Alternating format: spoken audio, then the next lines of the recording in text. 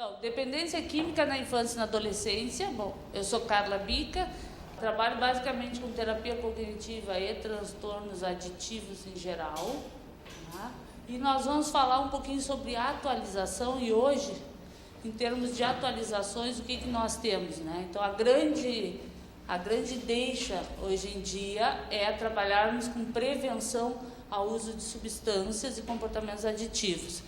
E por isso a importância de um curso assim, porque prevenção começa na infância ou lá no manejo de pais, antes mesmo de terem seus filhos, o quanto eles têm que ser treinados para prevenir o uso de substância. Então, o que é uma droga? Então, droga é qualquer substância que não é produzida pelo organismo e que altera o funcionamento normal do cérebro e assim por todo o organismo. Então, a droga ela tem que ter essa ação central e através disto é que ela modifica os comportamentos do sujeito. Bom, as drogas lícitas são substâncias liberadas para maiores de 18 anos. Então, uma coisa frequente que a gente enfrenta no consultório, eu já tive casos de pais chegando e dizendo: Carla, diz para ele o quanto ele pode beber de cerveja no final de semana. Não, eu não vou dizer porque eu não sou traficante, ele não pode beber nada porque ele não tem 18 anos. E toda e qualquer divulgação que nós façamos sobre bebida para menores de 18 é crime. Então, se nós pararmos para pensar, os pais não têm o direito de dar substâncias qualquer, entre elas álcool, para filhos menores de 18, porque eles não são soberanos à lei. E a lei é para todos. Então, a paternidade não nos dá o direito de romper com a lei. E a lei nos diz que álcool e tabaco e benzodiazepínicos são as drogas mais consumidas e elas só são permitidas a partir dos 18 anos. Benzodiazepínico é um pouquinho diferente porque tem que ser prescrito, mas no caso aqui de ser dado a um adolescente por um pai, por um amigo, por um vizinho, isso é contra a lei, tá? Então, isso são as nossas drogas lícitas. Para criança e adolescente, não existe. Nós não temos drogas lícitas para crianças e adolescentes. Então, as drogas lícitas, elas começam a ser lícitas após 18 anos, as poucas que nós temos. Então, o álcool na infância e na adolescência. Bom, esse aqui é um slide que depois eu posso passar para vocês. Eu posso ficar com toda essa apresentação. Então, nós temos a ação do álcool, que ele pega o nosso cérebro, ele pega o coração, pega toda a musculatura, nervos, fígado, trato digestivo, pâncreas. Ele é muito complexo, ele dá uma abrangência de lesões em vários órgãos. O problema que nós temos disso na infância e adolescência é que nós temos tudo em desenvolvimento. Principalmente o nosso cérebro, ele vai ficar completo lá por uns 20, 21 anos. Se nós tivermos crianças e adolescentes, adultos jovens, que têm comorbidades, então, por exemplo, déficit de atenção e hiperatividade, esse cérebro vai ficar pronto com 24, 25 anos. Então, nós temos algo que é passível de lesões muito precocemente e o que nos preocupa é que algo assim, com esta dimensão, está sendo muito utilizado por crianças e adolescentes. Tá? Ainda há muito, eu vou mostrar depois para vocês que houve diminuição, mas ainda é bastante. Bom, o tabaco, essa é uma foto de internet, é de um... Eu peguei porque era bem significativo, é um povo que faz isso com as crianças, né? Então eles têm uma informação diferente da nossa e é bem cultural, mas isto aqui é proibido mesmo no país deles, tá? Então, drogas ilícitas, temos várias, são toda e qualquer droga que não são permitidas nem para maiores de 18 anos. Certo? São drogas que legalmente nós não temos. Elas causam dependência, com diferentes formas de dependência. Então, nós temos aquelas que dão uma dependência física mais marcada, nós temos aquelas que causam dano, e aí, agora, pelo DSM-5, As nossas características diagnósticas para dependências, elas estão mais estreitas do que era até o DSM-4. Mudou muito o nosso diagnóstico de dependência, porque no DSM-4, mesmo ainda no CID-10, nós temos a dependência, e antes dela nós tínhamos o uso nocivo ou uso abusivo e o uso normal. Hoje em dia, para o DSM-5, nós temos o uso com problemas e nós temos a dependência. E a dependência tem que ser leve, moderada ou grave. E aí caiu o uso nocivo. Então, nós temos agora um diagnóstico muito mais amplo, só que muito mais precoce das dependências. Que antes a pessoa ficava em uso nocivo até que entrava na dependência. Agora não, agora quem faz um uso nocivo já é uma dependência leve. Para quem usa substâncias é pior, porque eles são dependentes mais cedo. Para nós que somos técnicos é muito melhor, porque a pessoa vai ter um diagnóstico mais precoce e ainda talvez com não tanto dano como tinha antes, que já chegava com uma dependência mais instalada. São drogas que nos causam elevado custo social, então o custo delas é difícil de calcular, mas nós temos que calcular amplamente, além do que elas causam fisiologicamente, comportamentalmente, nós temos que computar o dia a dia, as doenças, todas as associadas, os comportamentos, a parte judicial. Então, nós temos um jeito de calcular custo muito elevado com essas drogas. E influenciam, para mim, o que é mais importante, o nosso capital social. Capital social é aquilo que a gente investe na nossa comunidade. O quanto nós nos preocupamos com a nossa comunidade. As drogas ilícitas, elas fazem que o nosso capital social diminua. Por quê? É tipo assim, eu vejo o filho da vizinha usando maconha, eu digo, graças a Deus não é o meu, entra para casa e a gente nem viu nada. Isso é baixo capital social. Isso significa que eu não estou me preocupando com a minha comunidade. Eu estou me preocupando comigo, com o meu filho, e não com a comunidade, que mais tarde aquele menino pode estar causando um dano para toda a sociedade. Maconha é uma droga que nós temos muita discussão ultimamente e que está um perigo, porque ela está, sim, mais estável entre crianças e adolescentes. Ela tem efeitos corporais bem marcados. O que é importante?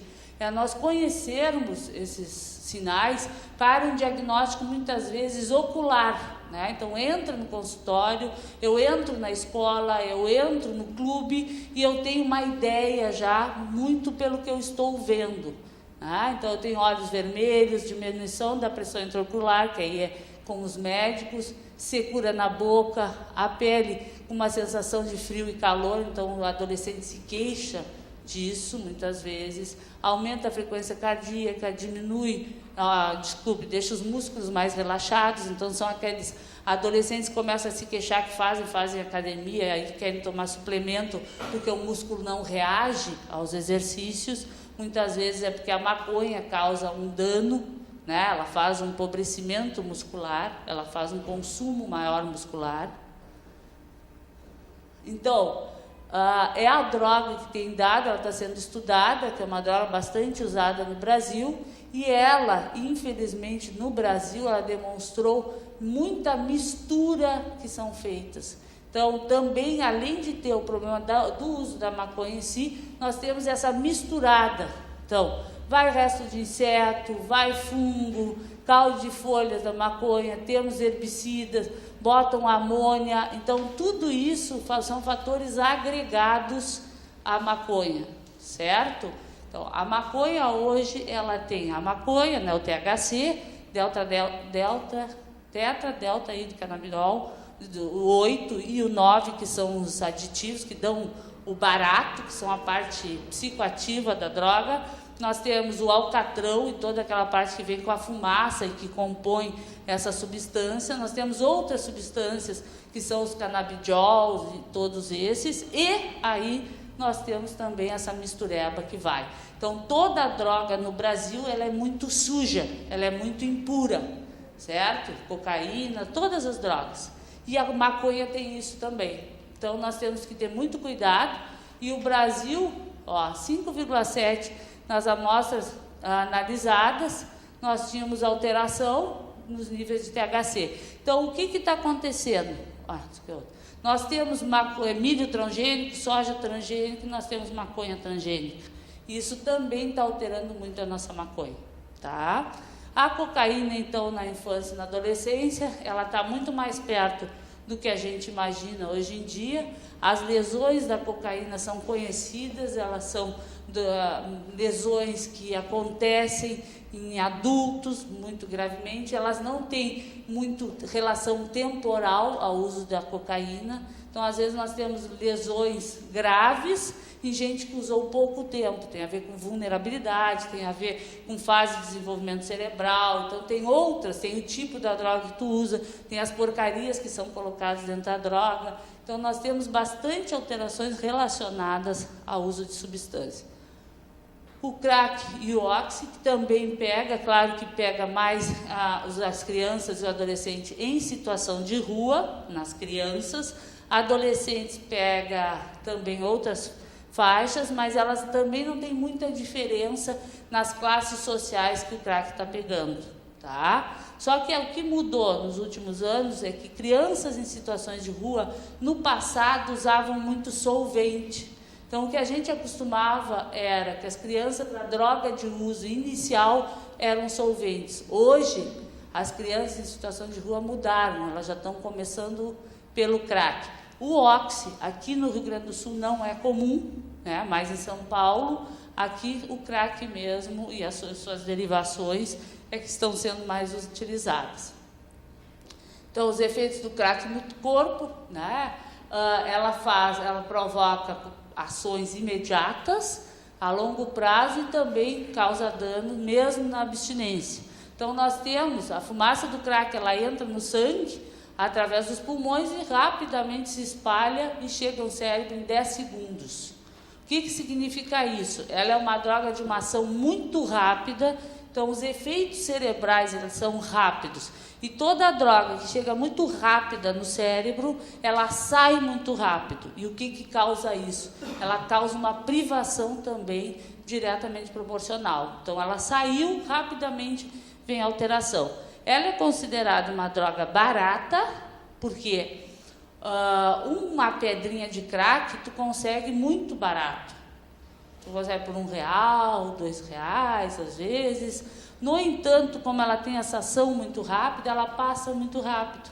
Então, uma droga que a pessoa usa porque é barata, daqui a pouco ela é muito cara, porque rapidamente a pessoa, se ficar dependente, não são todos que ficam tão rapidamente dependentes, mas ela pode chegar a 200, 400 pedras. Então, uma coisa que era muito barata, pela necessidade recorrente de uso intenso, ela se torna uma droga muito cara. Então, é o canto da sereia, né? As substâncias químicas são absorvidas no cérebro pela região das outras drogas, né? Do prazer, e ali se ligam aos neurotransmissores, e aí pega a área, o circuito da dopamina e da adrenalina. Então, ela é um ligante, ela realmente é uma droga que liga muito rápido. Então, se nós pensarmos bem, vem a cocaína aspirada, depois nós temos a cocaína, que ela era injetável. Hoje em dia é raríssimo nós vemos uma pessoa com injetável, porque é uma droga muito cara, e aí vem o crack. Isso é a intensidade que a droga chega ao cérebro, tá? Então, o crack, ele chega em 10 segundos, a cocaína injetável, ela chegava 5 a 7 segundos, e a cocaína aspirada, ela leva em torno de 10 a 15 minutos. Então, a pessoa vai buscando essa intensificação, como no álcool, né? A pessoa começa a beber cervejinha, aí vai indo para... chega nos destilados, daqui a pouco está na cachaça pura, vai aumentando a graduação alcoólica. O crack é isso, é um aumento da rapidez que a droga chega ao cérebro, da própria cocaína, tá? E a adrenalina e a dopamina voltam a circular pelo corpo, associadas aos químicos do crack, dando a sensação de prazer, confiança ao usuário. Dura apenas 5 minutos, em um curto espaço de tempo o usuário sente vontade de consumir de novo. Então, ela é uma droga que faz isso. Tu usa, tu tem um efeito 5 minutos, passa e rapidamente já começa a sensação de privação, a necessidade. Claro, gente, que isso é adaptado às condições de cada um.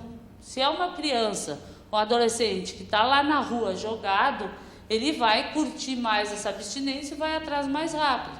Se é um adolescente de apartamento que tem que conseguir o dinheiro, ele termina levando mais tempo para chegar num grau mais agudo, mais de busca mais rápida da droga. Aqui são os efeitos do oxi, que é igual aos do crack. Qual é a diferença do oxi? Normalmente o oxi, a diferença é engraçada, porque em alguns lugares o oxi, ele é oxi porque ele é melhor que o crack, ou seja, tem uma concentração maior de cocaína. Em outros lugares o oxi é oxi porque ele tem uma concentração pior que o crack. Então tem lugares que o oxi é melhor e tem lugares que o oxi é pior, mas é só a concentração mesmo, a pureza, digamos, da droga.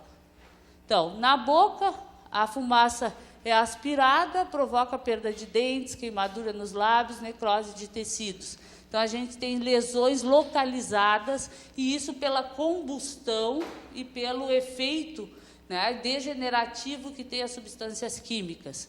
Nos pulmões, os alvéolos dos pulmões levam as substâncias da fumaça à corrente sanguínea. O pó de cal é um provocador de efizema. Então, muitas vezes, quando depende da concentração ou do que é feito, se tiver pó de cal, é muito comum nós termos queixas de efizema. No sangue, então, o sistema circulatório leva 8 segundos para chegar ao cérebro. Então, ele é por isso, esse aqui é o óxido de São Paulo, que ele é melhor que o nosso daqui. Então, ele chega um pouquinho, é 2 segundos mais rápido que o crack. Tá? O cérebro, então, aumenta a concentração da substância responsável pelo prazer, a dopamina. O uso pode provocar derrame, perda da memória, dificuldade de raciocínio e concentração.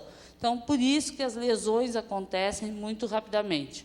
No coração, eleva os batimentos, estreita os vasos sanguíneos, aumenta o risco de infarto e hipertensão.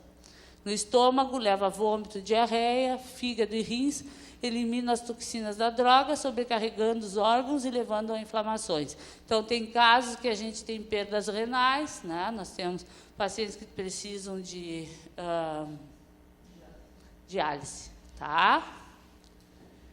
Bom, aqui, então, há uma ideia que o NIDA traz, né? Que é a ideia que a gente tem que ver a adição de drogas como uma doença crônica, com tantas taxas de recaídas, sumiu letras aqui, quanto nós temos na hipertensão, diabetes e asma. Então, ela é uma doença crônica, sim, e nós vamos ter uma taxa de recaída bem altas, taxas bem altas. Por que eles fazem essa advertência? É uma coisa muito de paradigma de tratamento. Porque quando nós estávamos no passado, que se usava o tratamento à base de autoajuda, era uma doença crônica, e isso criava nos pacientes uma ideia de que a recaída era o fim do mundo, então, já que eu vou recair tudo. Mudou isso com a entrada das terapias cognitivo-comportamentais, que começaram a ver que o paciente podia intervir no seu tratamento. Mas o que tem a ver? Isso aqui nada tem a ver com essa ideia de tratamento. Então, as dependências, as adições são doenças crônicas, sim. Só que a gente pode fazer alguma coisa. É só para tirar esse paradigma que é lá dos tratamentos, tá? Não é uma ideia. As taxas de recaída, então, são similares às das doenças crônicas. O que nós temos aqui? Nós temos as taxas da droga, adição a drogas, tem uma recaída de 40% a 60%, diabetes 30% a 50%, hipertensão 50% a 70% e asma também. Então, é só para a gente ver que a adesão, né, que a gente sempre diz, tratar drogado é o fim do mundo, eles não aderem, eles recaem muito. Não, eles recaem tanto quanto qualquer qualquer outra doença crônica. É que nós não estamos acostumados mais a lidar com doenças crônicas. Tá? O que vocês querem saber sobre essas atualizações? Todo e qualquer estudo, toda e qualquer coisa que nós tenhamos de novidades, nós vamos encontrar nesse site. Então, lá no NIAID, dentro do NIAID, eles têm o Instituto Nacional de Abuso de Drogas. Né? E esse aqui, que é onde está o NIDA, ele fica aqui dentro, e hoje em dia, dentro do NIDA, eles criaram o monitoramento do futuro, que é a Monitoring the Future. Esse aqui, cada vez por ano, eles lançam todos os principais dados mundiais. Então, quando a gente quer estar atualizado, é só entrar ali sobre infância e adolescência, que nós teremos atualizações e estudos que saem no mundo inteiro. Então, aqui é a rede que nos dá a segurança de a gente estar sempre sabendo o que nós temos sobre infância e adolescência. Aqui, então, é o site deles, é a parte que eles falam só sobre uso entre adolescentes. Aqui eu não vou descrever para vocês, mas vocês podem buscar lá. São todos os usos de drogas conforme o estágio da escolaridade. Então, aqui é crianças e adolescentes mesmo. E o que tem de interessante que eles encontraram aqui nessa leva? Eles viram que, nos últimos anos, nós temos uma diminuição do uso de substâncias entre adolescentes. No entanto, né, nós vamos ter uma estabilização na maconha. Então, isso é que é interessante, porque a gente achou, não, tudo diminuiu. Não, tudo diminuiu, não. Houve como é que eu vou explicar? É como se a maconha tivesse se instalado para ficar agora. Antes ela era mais variável, agora ela vem apresentando uma estabilidade que nos assusta e preocupa. Então, o que eles viram nesse último estudo do monitoramento do futuro? 68,1% dos alunos do 12º ano, eu botei em anos aqui, porque é mais ou menos o que vai corresponder ao nosso, seria os pré-vestibulandos, ali bem no finalzinho, né? Eles não acham que o uso regular de maconha seja danoso. Isso é um perigo, porque é a ideia de risco com a droga. Mas, interessante que 71%, então, muitos desses desaprovam o uso regular. Eles não acham que seja dano, mas ainda não aprovam. Então, significa que ainda não está tão tranquilo esse uso, mas está mudando porque eles já não acham que cause dano. Aqui, então, eles trazem um resumo, isso até 2015, né, que vocês veem aqui, nós tivemos, entre esses alunos de primeiro e segundo grau até o 12º grau, o que viram? Nós tivemos, de 95 a 2015, uma diminuição do uso de álcool, tanto no 8º grau, no 8º ano, no 10º ano e no 12º ano. O 12º ano é o final do high school. Tá? Então, lá nas séries iniciais, no meio deles e no final do high school, houve diminuição, principalmente aqui nos primeiros anos, que é o que eles estavam buscando. Então, houve realmente diminuição. As pessoas começaram a usar menos quanto mais jovem. Então, vocês veem que nos cigarros também. No entanto, as drogas lícitas, elas vêm surfando. Tá? E aí, o que aconteceu? Aqui nós tivemos meio que uma estabilidade das drogas lícitas entre o 8º ano, o 10º ano e o 12º ano. Então, está meio parelho esse uso nas drogas lícitas. O que significa isso? Ilícitas, desculpe. O que significa isso? Que as drogas lícitas estão diminuindo, mas as ilícitas estão permeando mais esse mundo, que antes era menos um pouquinho. Tá? Aqui, uma coisa interessante, né, que lá eles diferenciam o uso de tabaco e o uso do tabaco do cigarrilho eletrônica. E o que eles viram? Que está aumentando o número de uso, né, do 8º ano, do 10º ano e 12º, tanto do cigarro quanto dos cigarros eletrônicos. E que eles usam muito mais cigarro eletrônico do que o cigarro comum. No entanto, eles foram ver que desses cigarros eletrônicos, o que eles tinham? A grande maioria eram os cigarros saborizados, né, que nem sempre, né, na maioria das vezes, não tem nicotina, então eles tinham uso grande desses saborizados sem nicotina. No entanto, 22% desses que usam os eletrônicos eram com níveis de nicotina, alguns deles, 6,1%, com óleo de maconha, de haxixe, e muitos nem sabiam o que estavam fumando. Então, aqui, esses não sabiam qual era o conteúdo do seu cigarro. O que nós podemos ver de interessante aqui?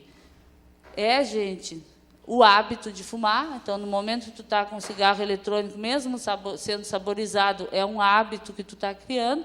Então, tu pode rapidamente, no início de vida, quanto mais adulto, tu passar por um cigarro de verdade, a partir do momento que for legal, né? E também que, muitas vezes, eles estão usando algo na frente da gente e tem maconha ou tem nicotina já, e é um adolescente que está usando, tá? Aqui, então, as prescrições de outras drogas versus as drogas lícitas. Aqui são drogas ilícitas, desculpa. Aqui são drogas de prescrição, né, que os médicos prescrevem, as redes prescrevem, e aqui as drogas ilícitas. Vocês veem que ainda tem uma quantidade significativa de pessoas que ficam dependentes de drogas prescritas, adolescentes e crianças, e muitos usando. E simplesmente a maconha ou o haxixe são os campeões de uso sobre as drogas ilícitas, né? Nessa turma de até o 12º ano, que são os adolescentes. Aqui, então, eles viram que é interessante, que eles viram que está diminuindo no último ano, 2015, 2014, diminuir os usos de inalantes, heroína, metanfetamina, álcool, cigarro e canabinoides sintéticos, né? Do último estudo para esse, diminuiu bastante. No entanto, não diminuiu de maconha, ele se manteve, em alguns momentos ele aumentou, tá? E aí, aqui no Brasil, então, como é que a gente tem? Nós temos o LENAD, que é o único estudo ecológico no país, é um estudo muito caro, nós não temos dinheiro para bancar esses estudos, então, por isso que é um centro que faz, que é a Uniad, lá em São Paulo, que assumiu o LENAD, que é do governo, e aí nós tivemos um estudo em 2006 e replicado em 2012. Os dados de 2012 foram lançados, foram postos para nós em 2015. Então, nós aqui do Sul, pega Paraná, Santa Catarina e Rio Grande do Sul, essa é a nossa área, basicamente. Então, região de residência, nós temos norte. Então, a maior concentração, se vocês verem, é sudeste, né? Depois nós temos aqui, nós aumentamos, então, no sudeste 44, 43. Depois nós temos essa área de nordeste, 26% e 27% em 2012. E nós do sul contribuímos com 15% em 2006 e 14%, quase 15% em 2012. Esse é o número de participantes que foram coletados nesse estudo. Em 2006, então, a prevalência maior foi 23% até o primário incompleto e, em 2012, 26% o primário incompleto. Então, se vocês veem em termos de residências, pegaram mais pessoas nesse estudo ecológico, que ele é muito bem feito, a escolha das casas, né? E aqui eu trouxe só um parâmetro da adultez para compararmos com os adolescentes. Proporção de abstinentes que não consumiu álcool no último ano na população adulta, que eles consideram 18 ou mais anos.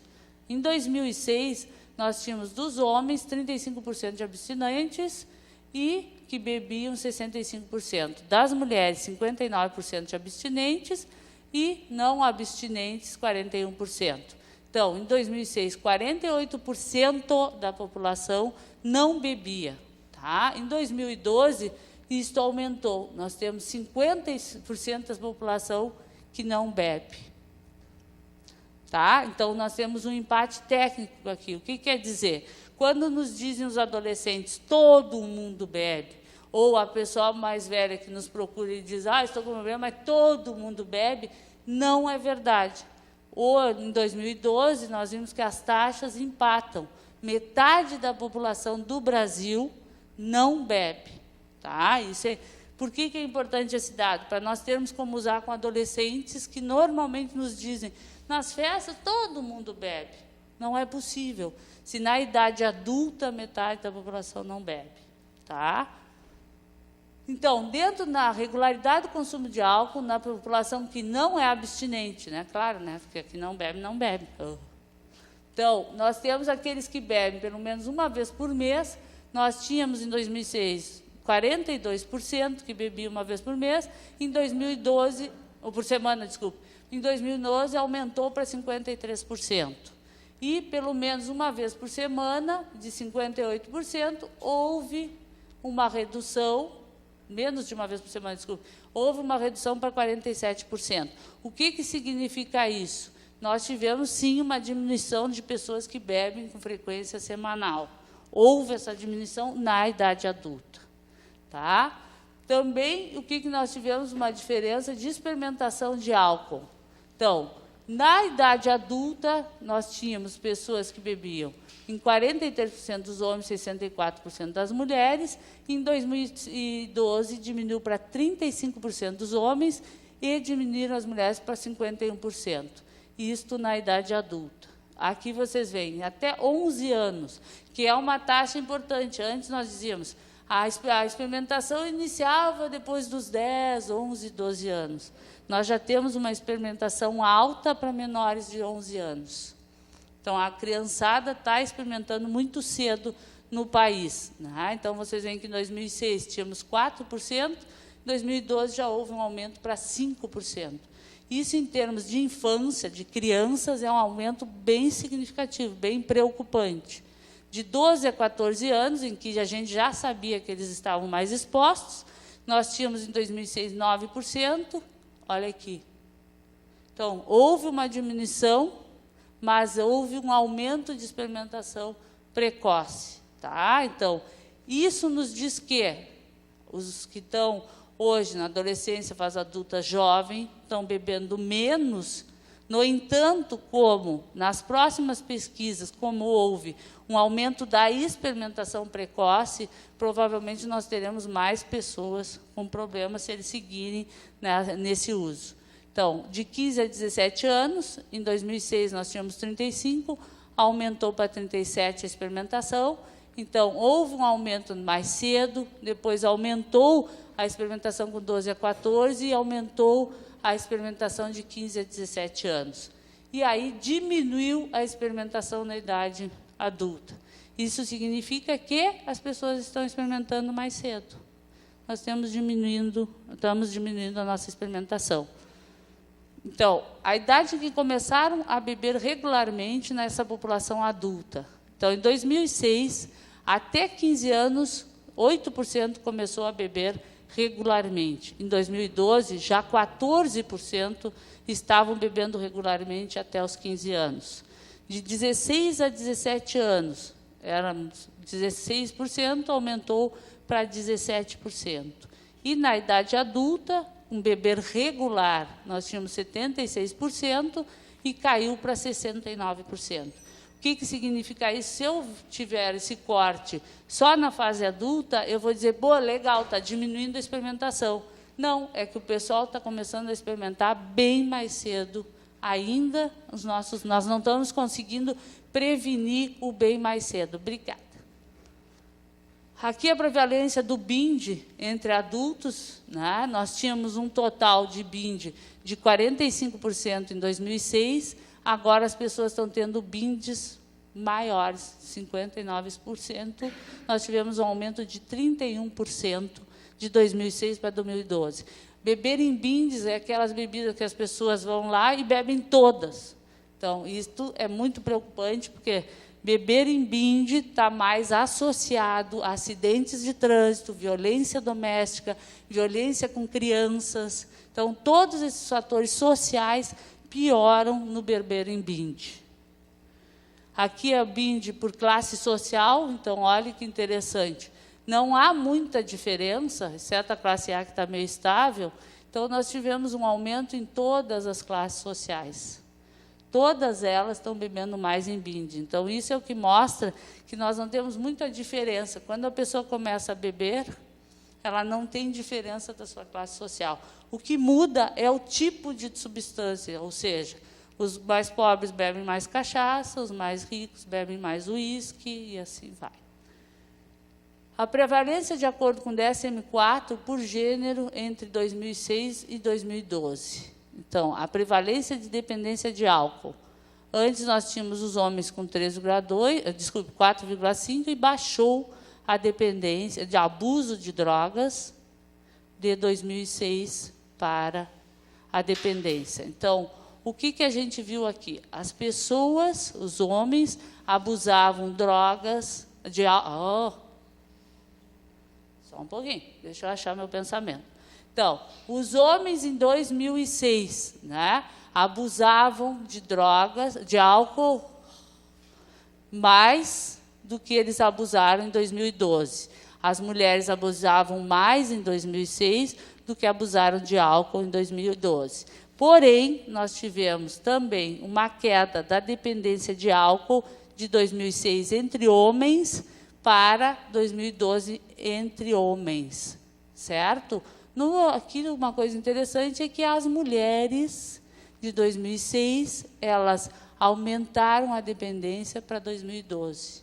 Então, isso é o que a gente tem dito, é que as mulheres estão bebendo tanto ou mais quanto os homens na fase adulta agora, que é uma coisa que antes, lá em 2006, nós tínhamos visto que as meninas estavam bebendo mais que os meninos. Então, elas cresceram em 6 anos e seguiram bebendo mais do que os meninos e estão ficando mais dependentes. Qual é o problema disso? Nós, mulheres, temos maior risco para dependência de álcool. Nós ficamos dependentes metade do tempo do que os homens. Então, se a gente beber tanto quanto eles, nós vamos ficar dependentes mais rapidamente. Então, aqui entre adolescentes de 14 a 19 anos, a proporção de quem não consumiu álcool nos últimos 12 meses. Então, nós tivemos uma taxa de abstinência de 66% em 2006 e essa taxa aumentou em 2012. Aqui, o que é interessante? Houve algum trabalho, alguma coisa que foi feita para essa faixa etária, mas se vocês perceberem, a experimentação de menores aumentou em relação a essa faixa etária. O que eu acho de interessante disso é que nós temos que trabalhar a prevenção, então, nesta faixa dos 14 a 17 anos, para mantê-los quando chegar na fase adulta, e talvez eles consigam modelar as crianças que estão vindo e estão experimentando mais cedo. É uma esperança que se tem, e aí é prevenção mesmo.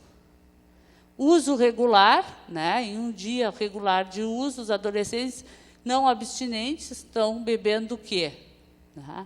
Até 4 doses eles bebiam em 2006, né, o uso regular, e em 2011 se manteve até 4 doses.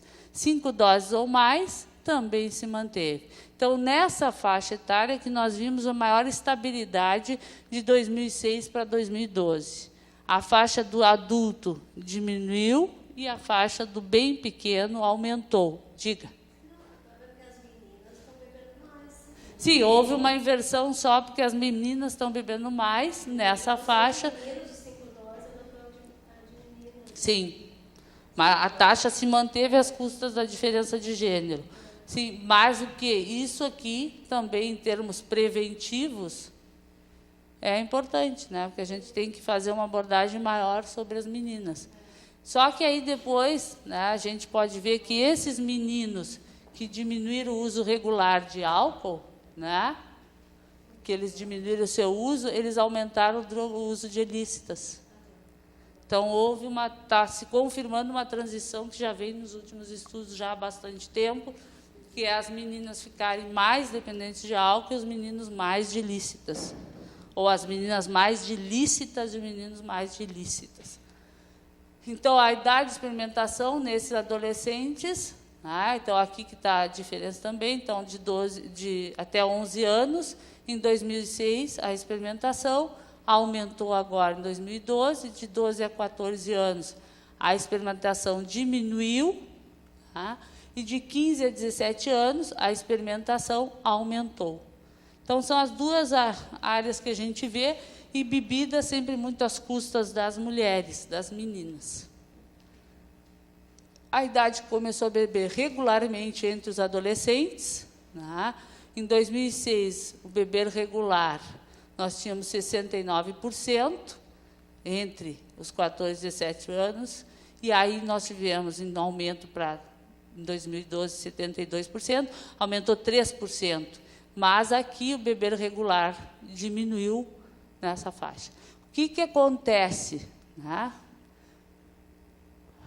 Nós temos a mesma história, assim, como trabalhar. Então, o nosso futuro é o quê?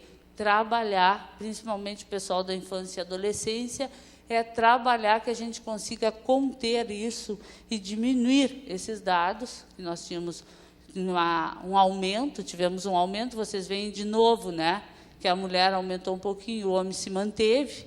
Então, esse aumento foi às custas das mulheres, foram as meninas que aumentaram esse uso, né? E a idade média, que experimentou cigarro pela primeira vez na população adulta, em 2006, era 16 anos em média, em 2012, 16,5, aumentou muito pouco. No entanto, as mulheres se mantiveram e os meninos aumentaram, a idade menor aumentou, né, às custas dos homens. Então, aí está a diferença. Então, os homens terminam fumando mais do que as meninas. Aqui, entre os adolescentes, 14 a 17 anos, o que eles pegam aqui, 14 a 17 anos? Porque é aquele adolescente que já experimentou, que já é uma média em que a gente já tem maior estabilidade de uso de álcool e drogas, mais do que até 11, 12, 13 anos. Então, em 2006, os meninos, né, fumantes, nós tínhamos 7,8%, as meninas tinham 4,6%. Em 2012, as meninas fumantes baixaram para 1,6% e os meninos baixaram para 5,2%. Então, baixou entre os adolescentes de 14 e 17 anos o uso de cigarro, no entanto, continuam os meninos fumando mais do que as meninas, tá? Então, as meninas baixaram bastante, os meninos também, mas o menino segue fumando mais ainda. Então, a prevalência de fumantes entre adolescentes de 14 a 17 anos por região. Vamos aqui para o Sul.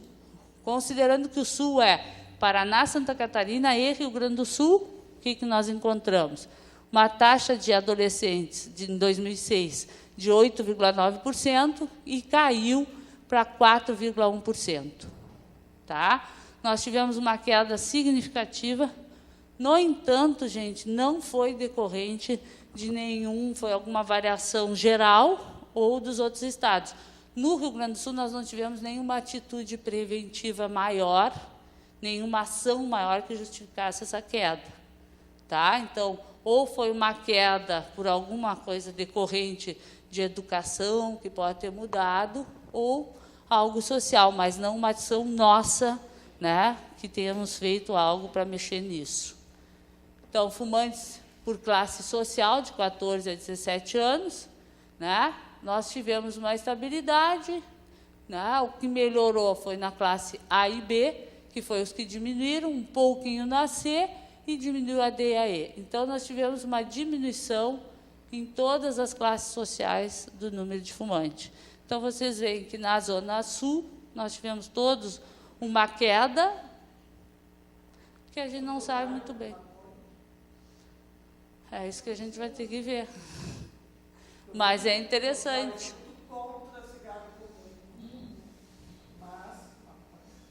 Aqui não teve diferença, uma coisa interessante, por exemplo, na classe A e B, eles não pesquisaram o uso de Gudan, porque a gurizada não classifica Gudan como um cigarro regular, nem classifica Gudan como um cigarro, e não é maconha, não é nada, mas ele tem que ser classificado como cigarro regular, mas a gurizada não classifica, tá? Eles não botam como cigarro regular, é uma coisa assim, meio no limbo. Então, se perguntar por cigarro, não uso cigarro, só Gudan. Então, isso talvez tenha mexido nas pesquisas. É a mesma coisa, ele só tem como ele não é legal, ele entra por outras vias, ele tem uma concentração de nicotina mais elevada e ele tem um aromatizante. Porque os nossos cigarros brasileiros, eles têm uma dose que é até 2% de nicotina por cigarro. Se não tem esse controle, eles botam mais. E o cigarro que vem de fora, ele não tem esse controle. Então, esse é o risco. Assim como o cigarro que vem do Paraguai, tudo não tem esse controle. É por causa do cheiro a cravo, aquelas coisas. Não parece tão grave, mas na realidade ele é mais grave do que o outro, ele dá mais barato, mais dependência do que outro. Então, a idade que eles experimentaram pela primeira vez, né, entre esses adolescentes, entre os meninos, em 2006, a média era 13, as meninas também, 13. Em 2012, baixou os meninos para 12, e as meninas um pouquinho, quase nada, não dá uma diferença significativa. Então, houve, né, nós tivemos no total uma pequena redução da idade, de 13 anos e meio para 13 anos, a primeira experimentação. Então, o que é interessante é que a média de quem experimenta álcool é menor do que a média de quem experimenta cigarro. Então, eles estão experimentando cigarro mais tarde do que eles estão experimentando álcool. E é interessante que os pais tendem a se preocupar mais com tabaco, né? Eles acham mais estranho do que eles conseguem controlar o experimento do álcool. É uma mudanças sociais. A idade começou a fumar regularmente, então, entre 14 e 17 anos, a média deu 13,9, em 2012, ela aumentou um pouquinho a idade para 14,2 anos.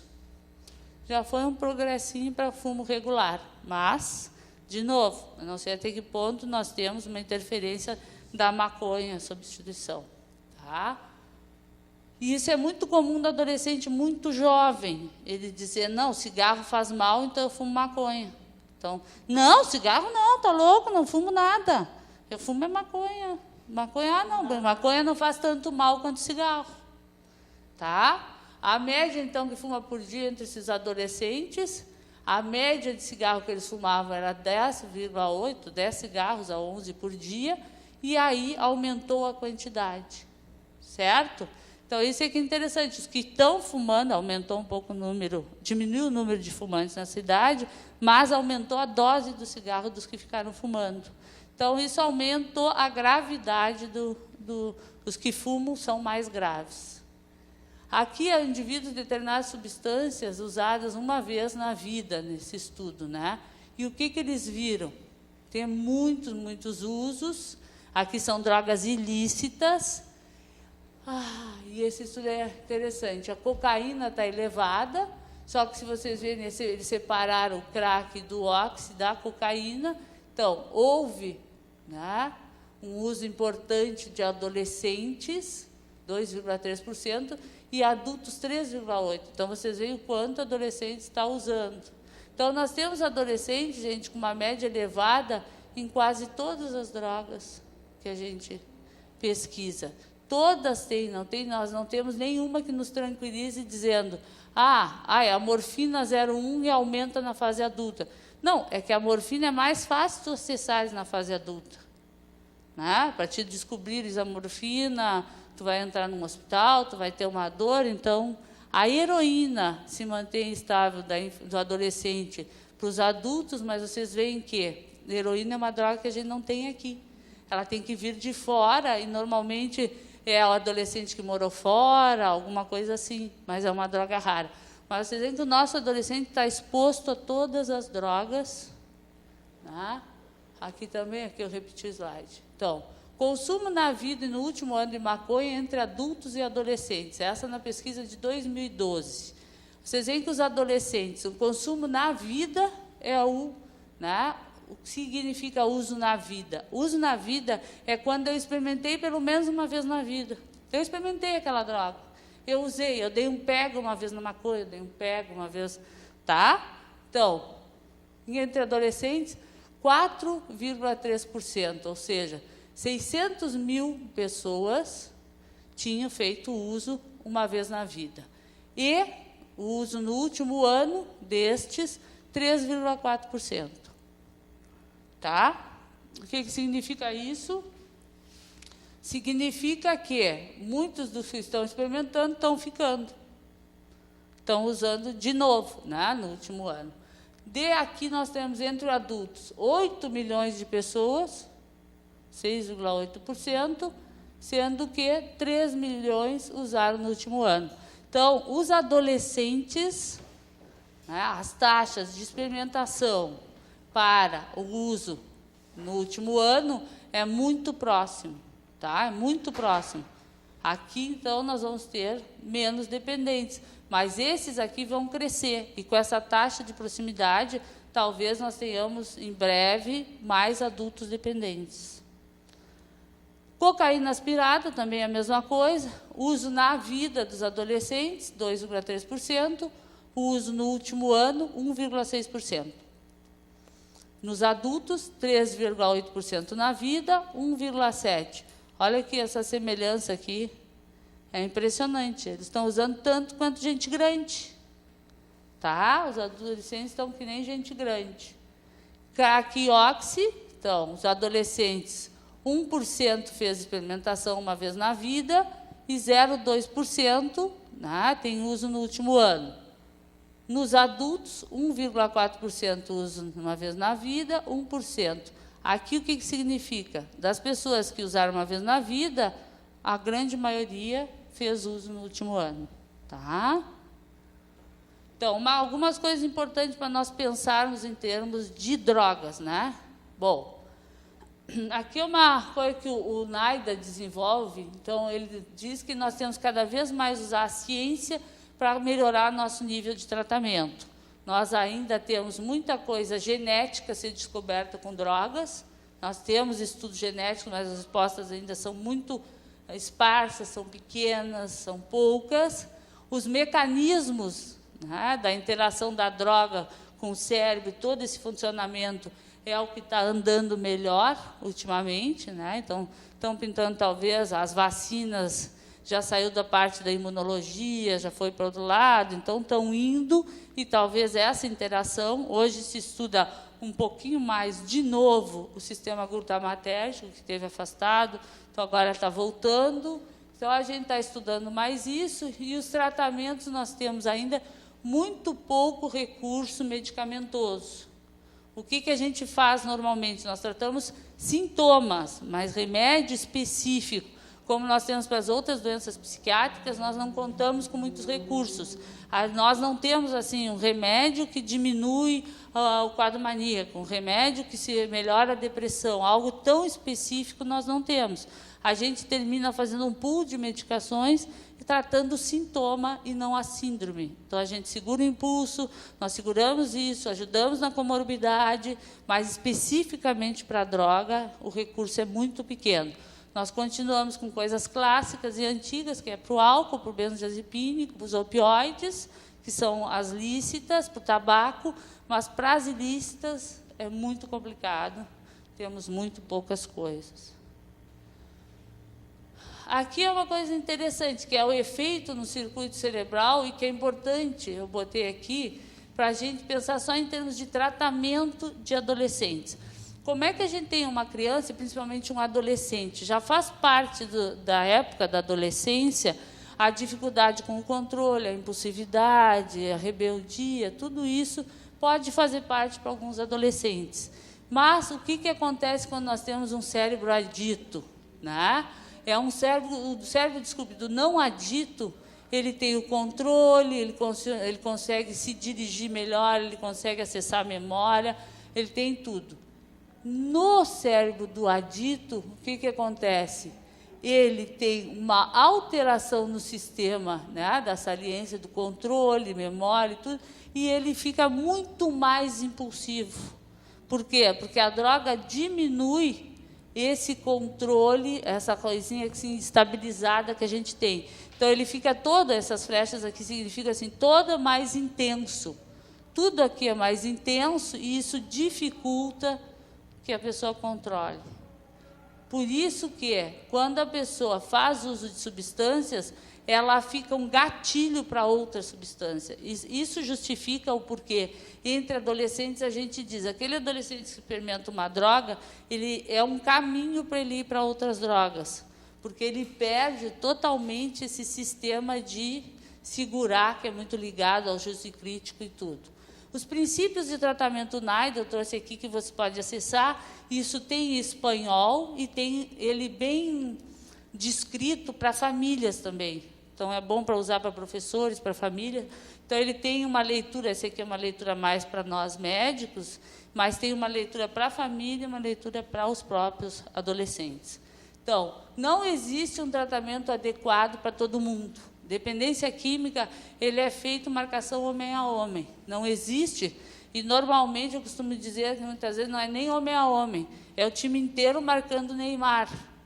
Às vezes, nós temos muito mais técnicos trabalhando para um paciente do que mesmo uma marcação homem a homem, né?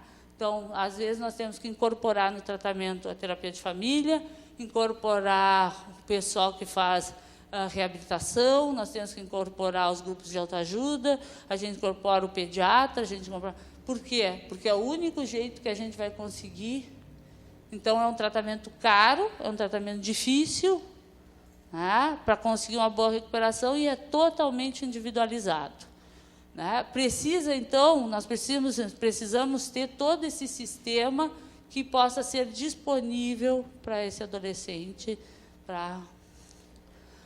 Nós temos que pensar que temos múltiplas necessidades, não dá para a gente tratar só a droga, não dá para focar só na droga, porque muitas vezes o que leva ao uso de substância vem de outras áreas, outras fragilidades, outros mecanismos que faz com que a pessoa siga e reforce o seu uso de substância. O curso múltiplo, né? Eu sempre costumo dizer assim, é muito mais fácil pegar um paciente que já vem de vários colegas para tratar, porque ele faz um acúmulo de tratamento. E, normalmente, as pessoas precisam de muitas tentativas até conseguir efetivar a parada. E isso é o que a gente tem que trabalhar muito com os familiares, com os pais, com tudo isso. Por quê? Porque, muitas vezes, os pais pensam na desistência, pensam nisso, pensam naquilo. O que mais consegue é aquele que vai mais tentar parar de usar a substância. E isso depende muito, o sucesso também, da gente conseguir encorajar as pessoas a seguirem, a motivar-se para essas tentativas, né?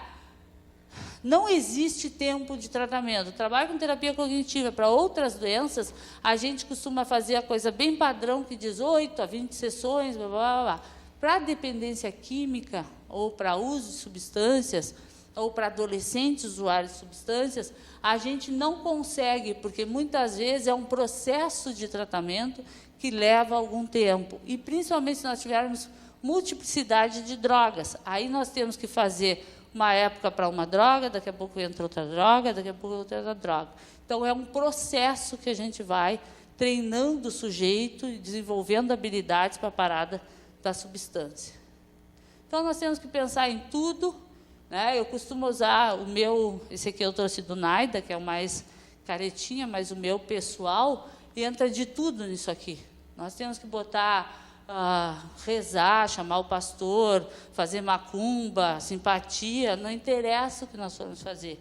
O que interessa é que nós temos que ver que esse indivíduo é um somatório de coisas. Adolescentes, nós temos que pensar que nós temos comorbidades importantes que mudam o curso da doença, e às vezes fica difícil nós diagnosticarmos a dependência ou a comorbidade. Então, nós temos que ter uma associação de recursos para usar com aquele adolescente. E aqui também a do NAIDA, que eu gosto, é que ele mostra que nós precisamos, muitas vezes, perceber que só a abstinência de longo prazo é que vai nos dar menores taxas de recaída. Isso, para pais, gente, é importantíssimo, porque o que acontece? Nós temos algumas dogmas dentro do tratamento que é assim, para um adolescente ficar 1 mês sem usar maconha, gente, eu estou há 1 mês sem usar maconha. Aí tu atende a família, como é que eu vou confiar nele? Faz só 1 mês que ele não usa. Então, são dogmas que a gente vai ter que trabalhar e que são muito difíceis. Outra coisa, assim, o cara usava 20 baseados por dia, o adolescente. Agora ele está usando 1 por semana. Eu estou lançando foguete. Mas a família está dizendo, viu, ele ainda está se drogando.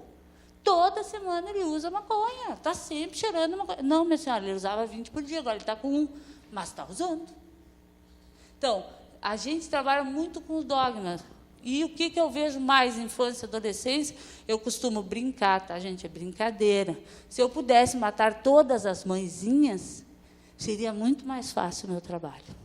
Né? Porque o que acontece? A gente tem uma dificuldade exatamente da visão da droga, Então, a mãe quer que a pessoa pare, vai lá, briga para parar. Mas aí tu dá uma medida restritiva, que a mãe diz, coitadinho.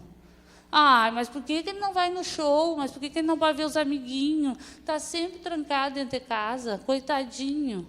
Então, nós estamos sempre com essa ambivalência no tratamento. E o que nós precisamos é estender a abstinência.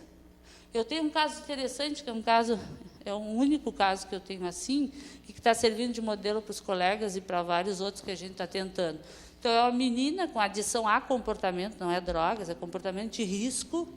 Então, ela era dita a comportamento de risco, muito rica, muito rica, mas, assim, metida em assalto. Então, assim, foi. Ou ela se tratava comigo do jeito que eu queria, ou ela ia para a cadeia. Lógico que ela está comigo até hoje, né? Ela preferiu ficar comigo. Então, o que acontece? Ela é impressionante, ela está há 1 ano e 8 meses agora comigo, 2 meses de internação, e ela depois tem 24 horas com monitoras. Ela nunca está sozinha, ela mora aqui, e eu tenho pátrio e poder, né? Eu consegui, via empresa, conselho familiar da família, passar o pátrio e poder para mim. Então, quem manda sou eu, não são os pais. E aí, foi impressionante, assim, ela passou, batalhão. Então, ela ficou de fevereiro a agosto, mais ou menos, agosto, aprontando, tentando burlar. Aí, ela teve uma coisa, e aí ela foi indo, e agora, se vocês veem, ela está aprontando, mas perto que ela aprontava, é ninharia, e está mudando. Então, a gente vê o que aconteceu. Ela está em outro contexto, ela foi habilitada para outras coisas, e aquela adição comportamental está ficando para trás. Então, é engraçado. Esse final de semana, ela teve uma primeira saída com uma amiga sozinha, uma colega de faculdade, e aí ela aprontou. Ela foi para o funk da Tuca. Aí, antes ela entrava no funk da Tuca, ela era a rainha do funk da Tuca, porque ela era namorada do Trafi. E aí, agora, ela entrou sem ser namorada do Trafi, toda patricinha, toda bonita, toda arrumada. Aí ela achou horrível aquilo lá. Entende? Então, ela aprontou. Está ótimo, né? Ficou de castigo, botei de castigo. Impressionante, sim, está de castigo. E aí ela faz o castigo que eu mando, mas a visão dela mudou. E, pela primeira vez, a família, os pais não tentaram se meter, porque os pais sempre tentam se meter, de um jeito ou do outro. Aí eu tenho que cortar, tenho que acionar a gerente da família. Mas é impressionante como ela é só comportamento, não é droga, mas foi o tempo longe daquele sistema que ela estava. E isso é uma coisa que, clinicamente, a gente costuma dizer que precisamos de anos. A mudança do comportamento em relação a drogas, a riscos, ela leva muitos anos para a gente conseguir ver esse retorno. Então, por isso que, às vezes, os pais pensam, não, a gente vai tratar, parou de usar, está resolvido. Não está resolvido, porque, para a mudança, nós precisamos de muitos anos. Então, quem consegue ficar mais tempo abstinente, né, sem recaídas, é a pessoa que vai conseguir realmente ficar sem drogas. O que quer dizer isso? Qual é a nossa função, então, como terapeutas? É atrapalhar. A gente tem que atrapalhar. É aquela coisa que os pais não fizeram e a gente tem que fazer. A gente tem que atrapalhar a vida dessa gurizada. Atrapalhar. Eu mexo que, assim, só vai estar pronta para ficar sozinha quando tu me imaginar, tu enxergar o meu fantasma em qualquer lugar. Né? Um super ego, assim, que é o único jeito, porque eles têm uma dificuldade com esse controle. E, para readquirir isso, vai levar muito tempo. Tá? Só que, de novo, quanto antes a gente pegá-los, tirar dessa vida, mais fácil é o retorno. Só que agora, como eles estão usando mais precoce, nós temos pego doenças mais graves. Tá? E menos coisas para reabilitar depois. Porque, se eu começo a usar com 18, eu tenho toda essa experiência até os 18 sem drogas. Então, eu tenho coisas que eu gostava, eu tinha jeito, eu tinha personalidade, eu tinha tudo. Agora, se eu começo com 11, o que eu era antes disso? Usava fraldas, sabe? E aí a gente não tem onde se agarrar. A gente tem que constituir tudo. A gente tem que criar um personagem novo. tá? Então, é bem complicado, mas a gente precisa abstinência, abstinência. Escrito naquele quadradinho menor, que leva menos de 1 ano. Aqui? Leva 1 ano de abstinência antes de... Ah, não, leva 1 ano de abstinência para ter metade do risco de recaída. Entende? Porque o que acontece? Tu precisa, no mínimo, 1 ano para diminuir o teu risco de recair. Então, é bem complicado. Então, tu vê, quanto mais tempo tu leva, tu aumenta a tua taxa de estabilidade. Então, aqui, ó, 3 a 5 anos, tu começa a ficar estável. Então, o teu risco de recaída cai. Tá? Isso aqui era uma coisa que os grupos de autoajuda já diziam há 300 anos atrás. Mas o que os grupos de autoajuda diziam? Que tu não pode só tampar a garrafa, tu tem que reformular. Então, não adianta só parar de usar droga, tu tens que estar em tratamento, porque só parar de usar droga não diminui a tua probabilidade, porque tu não muda o teu comportamento. Tá? Então, esse é o risco. Dúvida, gente?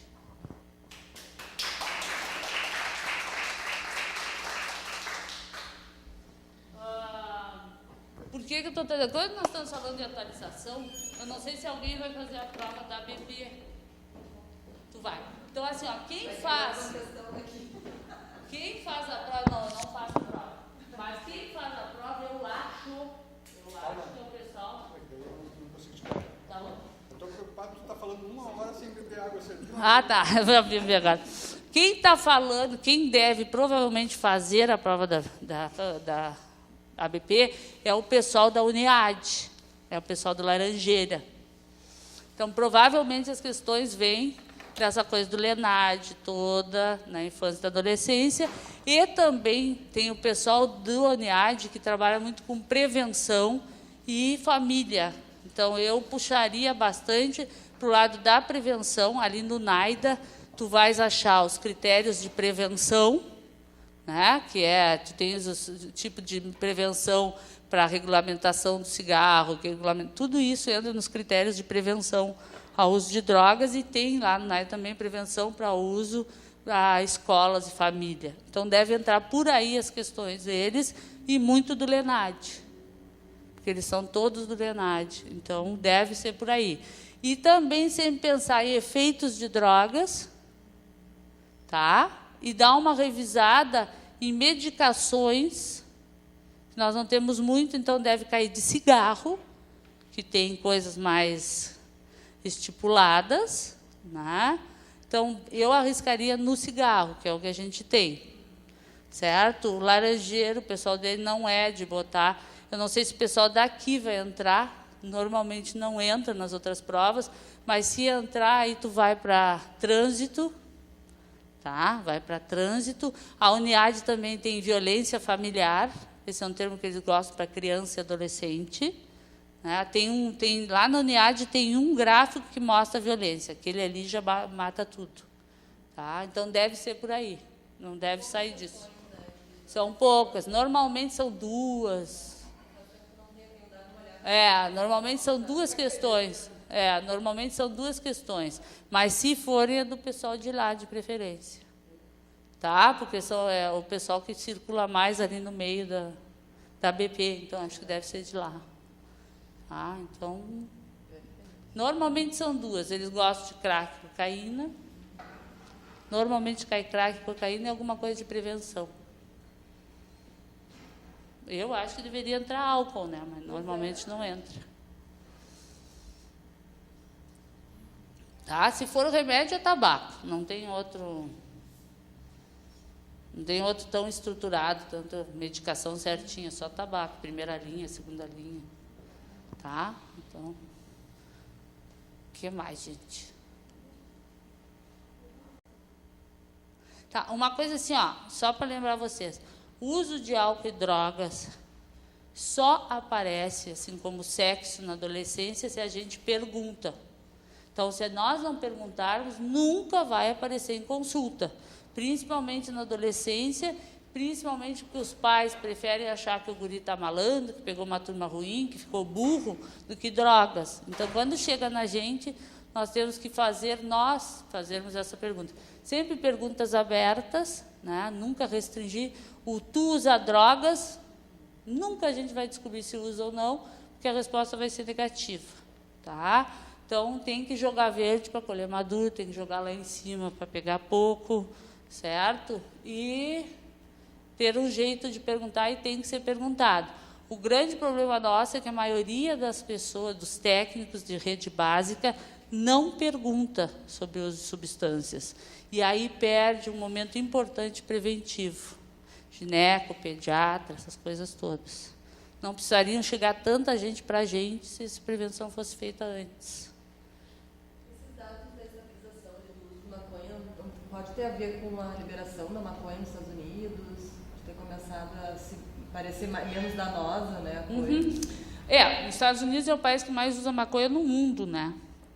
Mas, sim, com certeza, eles estão numa frente, e o Soros é de lá, que é um cara que está levando à frente da maconha, uma coisa comercial.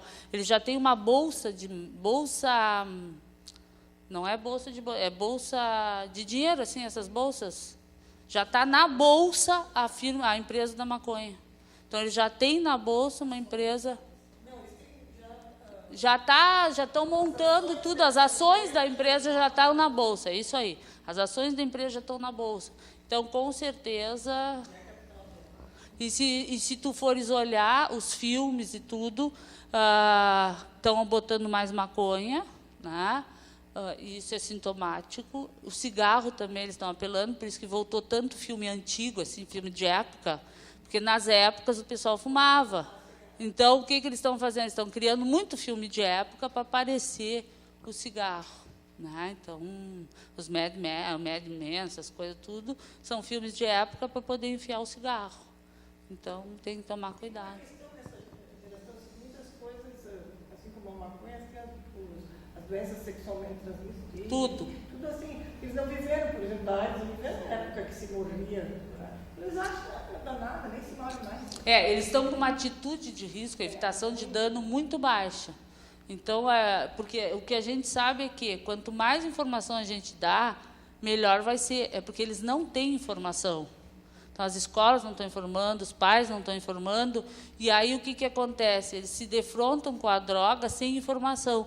Eles mesmos dizem, se eu soubesse isso tudo, eu não teria experimentado. Então, a grande maioria deles, nós não temos prevenção mesmo, é informação. Porque é muito comum a gurizada dizer. Só que, assim, nós estamos aumentando muito. Eu que sou lá terceirizada, só a última parte na rede, eu só pego a parte que está ruim mesmo. E está aumentando muito as nossas taxas de psicose por maconha. Muito, muito, muito, muito. É uma coisa assim de que internação aumentou muito de maconha por quadros psicóticos. Eu estou para te dizer que é o que mais tem internado hoje depois do crack. Tá? Então, assim, o crack é mais velho, a psicose por maconha é mais jovem, e, normalmente, eles internam depois do segundo, terceiro surto, que aí eles entendem que aquilo pode ser da maconha. Né? Então, a gente tem que ficar muito pé nisso, porque, assim, o adolescente que faz um primeiro uso e tem bad trip, ele tem, normalmente, mais chance de ter uma psicose, e, normalmente, aquele que faz síndrome de pânico tem mais risco para psicose. Então, às vezes, a gente pode parar na síndrome do pânico. Mas aí eles vão indo até fazer o quadro psicótico. Tá? Os pais acham que maconha não... Não, agora está na moda o tal do bong, o que é eles... Aí agora está na moda. Então, tem pais assim que tem na sala de casa, tem pais que tem... Não, mas é só com sabor, não sei o que lá. Nada, eles enfiam maconha lá para dentro. E aquilo ali vai uma concentração elevadíssima de maconha. Porque concentra, vaporiza, então, de THC, né? E está muito, muito, muito perigoso. Eu tive um paciente que foi de Bulgária a tarde inteira, ele teve uma convulsão dirigida, só que ele estava devagar. Bateu o carro e convulsionou. E assim, até convencê-lo que a convulsão não foi da maconha. É muito complicado. Existe a cultura que não dá nada, né? Exatamente. Hoje, quem não usa raramente, usava nada, nunca, não, mas não usa raramente. Ele está trabalhando, se formou, está trabalhando. E ele diz, meu Deus, a gente acha que a gente é criativo, a gente acha que... Na verdade, só fica no pensamento, né? Fazer que é bom, não faz nada. E ele começou a mobilizar os amigos para diminuir, parar. Até fizeram uma cerimônia de empacotamento e armazenamento. Foi bom, né? Sim, dos tijolos. E fizeram toda uma cerimônia que foi muito interessante, que eu achei que foi uma iniciativa dele, porque ele se deu conta de como a vida era outra. É muito complicado. Tem um estudo... De coisas boas, né? Tem um estudo mais interessante sobre maconha do mundo, é um estudo da Nova Zelândia, que é uma corte que vem de todos nascidos na Nova Zelândia. Ela deve estar agora com 37 anos. Eles pegam todo mundo que nasce na Nova Zelândia, todos, e acompanham a vida inteira para o uso de maconha. E o que eles viram agora, a corte está com os 37? Eles viram que os que usam maconha, eles são menos profissionalizados, menos formação, ganham menos, atingiram menos as suas metas, mas o pior de tudo, eles têm mais esquizofrenia, eles têm mais doenças, eles são pior em tudo, só são melhor numa coisa. Eles têm um grau de satisfação com a vida muito maior do que os caras que não usam maconha. Então, o que acontece? É bem o efeito da maconha. Essa corte é muito interessante de conhecer, ela é muito importante, porque ela nos dá todo esse parâmetro. Tá?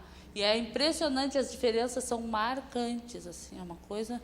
De tantos em tantos anos, eles largam as avaliações. Agora entrou a Austrália também nisso, porque lá é um problema de saúde pública, para eles, a maconha, e justamente é isso, assim, aumenta a criminalidade, tudo aumenta, e só o que é melhor neles é o grau de satisfação com a vida. Que é uma coisa da maconha, aquela coisa, eu costumo mexer com eles, está todo cagado e acho que está quentinho, sabe? Mas assim, tá bom.